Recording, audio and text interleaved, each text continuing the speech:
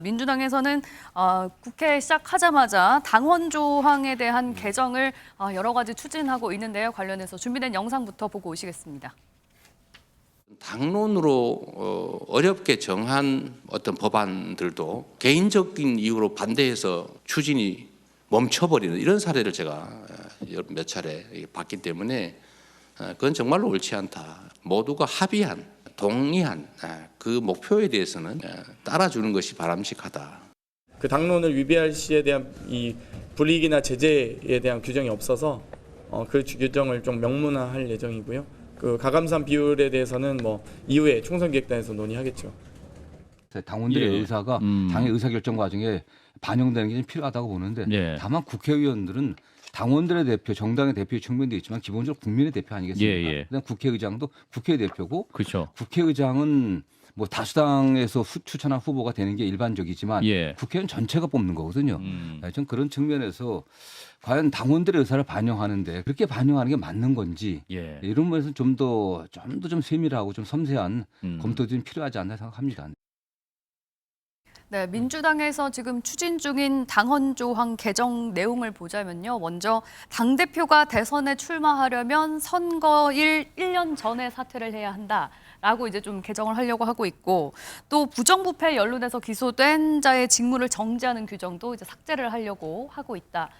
이런 일련의 행보들이 사실 이재명 대표가 대표를 연임할 수 있도록, 그리고 앞으로 대선으로 직행할 수 있도록 착착착착 만들어주고 있는 그런 길을 다듬어주고 있는 거 아니냐라는 해석들이 나오고 있습니다. 어떻게 봐야 될까요? 뭐 그런 해석도 맞는 해석이라고 봅니다. 실은 뭐 이재명 당 대표가 돼서 총선에서 압도적인 승리를 이끌었고, 그래서 연임이라고 하는 것이 거의 없었잖아요. 아마 김대중 전 총재 이후로 처음인 것 같은데요. 그럼에도 불구하고 이런 현상이 발생했다라고 하는 것은 어떻게 보면 지금 자당 의원들이 현실적으로 받아들이는 거거든요. 지금 이 상황에서 다른 당대표를 선출한다? 이것도 좀 어려운 상상이거든요. 그래서 저는 이재명 대표가 압도적인 지지를 받고 있기 때문에 민주당 내에서 이 기회에 연임하는 건 좋다. 다만 이재명 대표가 연임을 해서 또 마찬가지로 지방선거도 이기고 또 국민들의 지지를 받아야지만이 되지 않겠어요?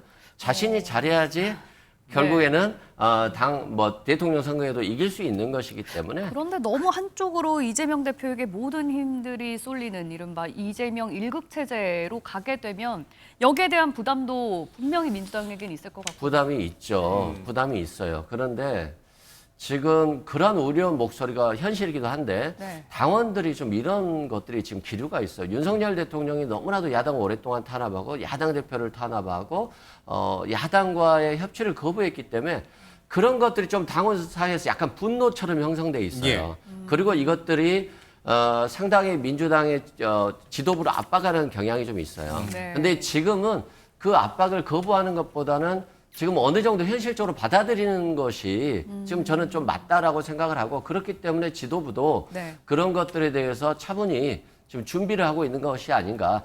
그 당시에 가서 좀 혼선이 있는 것보다는 차라리 지금 준비하자라고 생각하는 것 같습니다. 근데 이게 조금 있다가 이제 종부세 얘기도 좀 다루겠습니다만은 민주당이 지난 총선에서 압도적인 승리를 거둔 절대 이 의석을 갖고 있는 이제 거대 1야당이 되면서 이대로 그냥 계속 갈 거냐, 아니면은 정말 이제 수권 정당으로서의 모습을 보이기 위해서 너무 강성 지지층 중심의 당이 아닌 중도 보수까지 좀 외연을 확장해가는 당으로 변모해 갈 것이냐. 이 아마 당의 미래를 놓고 정책 방향을 놓고 이제 내부에서 여러 가지 이제 좀 충돌도 있고 의견 대립이 있을 텐데, 많은 국민의 시선에서는 민주당이 이재명 중심당으로 가면 안 된다. 소위 말하는 개딸당으로 가면 안 된다. 그러기 위해서는 너무 이 당원들에게 끌려가는 모습이 아니라 일반 국민의 시선에서 뭔가 좀 이쪽으로 자꾸 나오는 당이 되어야 한다는 요구를 많이 한단 말이에요. 근데 왜 자꾸만 이재명 중심당으로 가려고 하고 개딸당 중심으로 가려고 하는지. 강성당원들 눈치 보고. 왜 그런 근데 거예요? 맞는 지적이기는 한데 지금 그러니까 뭐라고 해야 될까요? 민주당이 굉장히 공격받다 보니까 일단 윤석열 정부를 심판해야 되는 게 먼저인 거예요. 그리고 이미 그걸 심판이 위해서는 됐잖아요, 국민이. 아니 근데 아직은 심판이 안 됐죠. 뭐 어디까지 가야 심판이 대권이 수권 정당이 바뀌어야 되는 거죠. 내년 예. 정당의 대권을 목표는 가져가야 수권하는 거 아니겠어요? 예. 결국에는 수권하기 위해서 정권을 뺏어오기 위해서는 탈환하기 위해서는 그때까지는 지금 똘똘 뭉쳐야 된다는 기류가 굉장히 강해요. 당원 중심 개딸들 중심으로. 그래요. 그러니까 개딸이란 표현이 좀 이상할 뿐이지 네. 실은 당을 이끌어가는 힘이거든요. 예. 그리고 과거에는 이렇게 당원들 몇 장 이렇게 당원 입당을 받았잖아요. 근데 지금 온라인으로서 직접적으로 당원 가입하고 이분들이 어떤 여론 형성을 주도하고 있어요. 그리고 이것들이 만약에 이번 총선에서 실패로 나왔다라고 한다면 그런 경계감들이 더 높았을 예. 것인데 네. 결국에는 그분들의 의사와 달리 결과가 나오지 않았거든요. 그래서 아직은 정무적으로 경계하고 거리감을 두는 것보다는 네. 조금 더 민심과 당심을 수렴하는 방향으로 가는 것이고 예. 반대로 해석하면 국민의힘에서 이렇게 개딸들을 비판하고 강성 지지층으로 간다라고 하지만 실은 국민의힘의 당대표 선출은 당신 100%예요. 예. 오히려. 그렇기 때문에 지금 뭐 그걸 가지고 국민의힘이 오히려 비판할 이유가 있을까? 근데 그걸 라는 바꾸자 생각. 말자 뭐 이런 얘기가 그렇죠. 국민의힘에서 나오고 있습니다. 이건 트렌드잖아요. 예. 국민의힘이 더 잘하면 야당도 더 잘하려고 노력하는 것인데 네.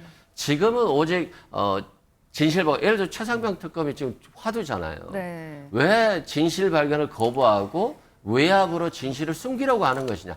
그러니까 정부에 대한 또 대통령에 대한 신뢰가 없잖아요. 예. 네. 이런 문제가 지금 있기 알겠습니다. 때문에 좀 강하게 뭉치고 있다 야당이. 네. 이게 당신과 민심이 뭐 사안마다 일치하는 사안도 있을 거고 불일치하는 사안도 있을 텐데 지금 민주당 내에서 당원 당규 개정이라든지 이재명 대표 연임 문제와 관련해서는 확실하게 당심과 민심이 일치하지 않는 그 모습은 이제 인정하시죠? 네, 맞습니다. 예. 그럼에도 불구하고 우리는 당심 중심으로 가겠다.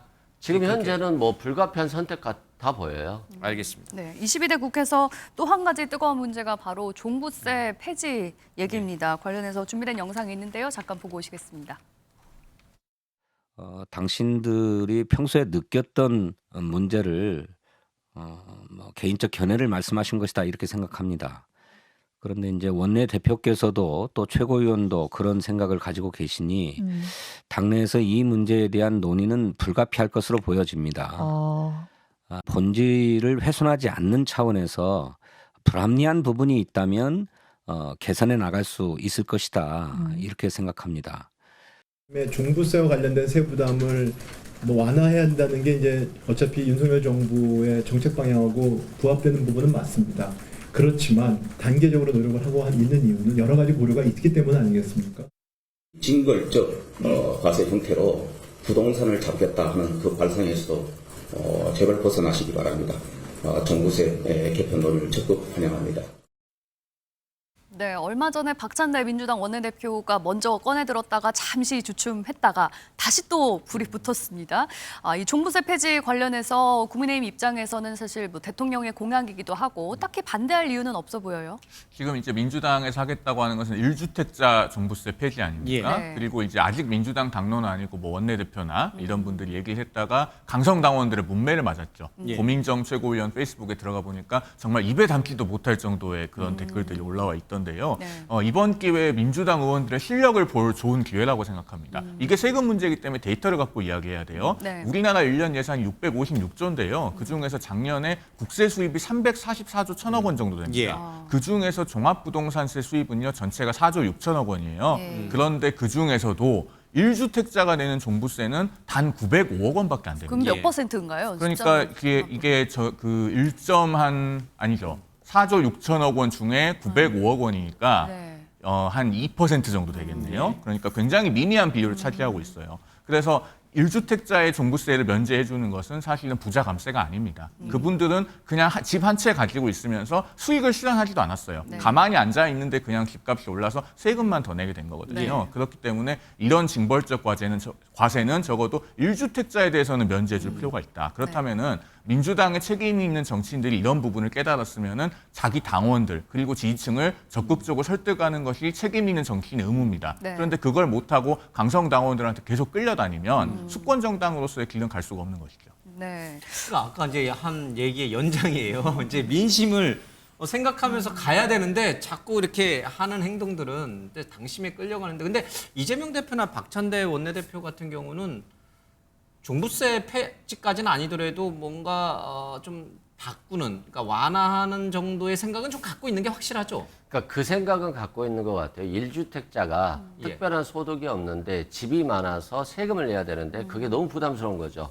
거기에 대한 대안은 필요하겠다라고 하는데 또 거기에 대한 또 반문을 제기하면 현대아파트 최근에 압구정 현대아파트 한 90억 정도 된다는 기사가 있더라고요. 네. 그러면 집 세 채 네 채 가지고 있어도 한 20, 30억밖에 안 되는데 한 채 가진 90억짜리 집주인은 세금을 안 낸다? 이것도 또 모순이에요. 오히려 이제 강남 원래 아파트 그래서 집값도 올릴 수 만들어졌어요. 있다. 그렇죠. 똘똘한 한 채 논리 때문에 종부세가 등장을 그렇죠. 했어요. 이 부분이 해결이 되지 않으면 민주당이 종부세를 폐하시기는 어렵다 이런 예. 말씀드리고요. 제가- 그다음에 합헌 판결 나온 지 이틀 됐잖아요. 네. 합헌 나왔는데 바로 폐지? 네.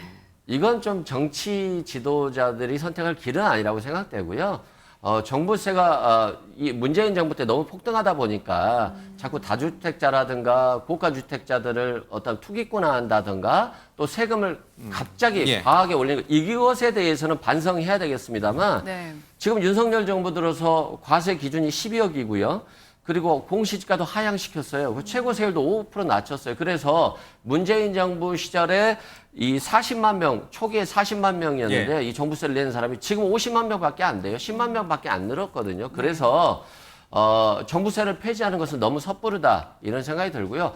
다만 세자 개편 정도는 필요하다. 다만 전체적으로 윤석열 정부가 정권을 잡은 게 집값 폭등에 대한 예. 대안으로 잡은 거잖아요. 네. 그럼 집값은 지금도 폭등해 있는데 서민들이 주택을 구입할 수 있는 대안은 마련했는가? 네. 여기에 대해서는 윤석열 정부가 반성을 좀 해야 되지 않을까 싶습니다. 네. 예. 짧게만 말씀드리면은 아까 이제 뭐 고가의 주택을 한 채 가지고 있는 경우를 말씀하셨는데 국민의힘이 결국 그분들의 세금을 다 면제해 주자는 게 아닙니다. 우리 종부세 안 내면은 대신에 재산세 있잖아요. 재산세 많이 내고 그다음에 고가의 아파트를 나중에 처분하면 아주 막대한 규모의 양도소득세를 냅니다. 또 상속을 하면 상속세 낼 거고요. 다른 부분에서 그러니까 이익이 실현이 되면 거기엔 다 과세가 따릅니다. 다만 미실현 이익에 대해서 어떤 징벌적인 목적을 가지고 예. 집 한 채 갖고 계신 분들에게 고율의 세금을 매기는 것이 맞냐 그 부분을 지적을 하는 거죠. 알겠습니다. 대통령실에서도 이제 종부세 폐지에 대해서 좀 생각을 갖고 검토하겠다는 얘기가 나온 만큼 조금 급물살이 좀 탈 것 같습니다. 네, 오늘 두 분 모시고 정치권 얘기 나눠봤습니다. 예, 고맙습니다. 고맙습니다.